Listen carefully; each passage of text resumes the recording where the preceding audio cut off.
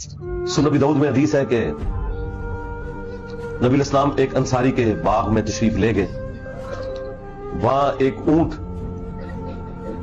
دوڑتا ہوا حضور کے پاس آیا اور اس کی آنکھوں سے آنسو بھی روا تھے اور وہ بلک رہا تھا.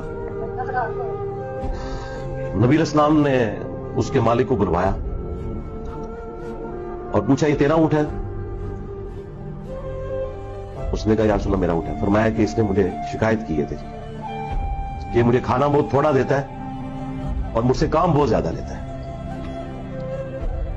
تو اللہ سے ڈر جا ان جانوروں کے معاملے میں، اللہ تعالیٰ پوچھے گا.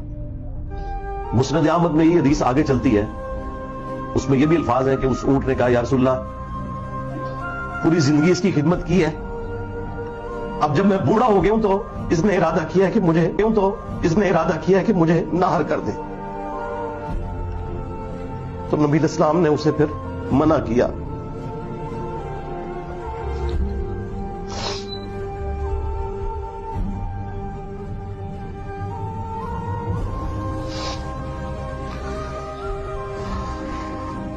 اس انصاری نے کہا یا رسول اللہ مجھے اللہ کی قسم میں اس اونٹ کو کبھی بھی نہر نہیں کروں گا کیونکہ آپ نے مجھے منع فرما دیا. تو جانوروں کے ساتھ حسن سلوک کرنا بھی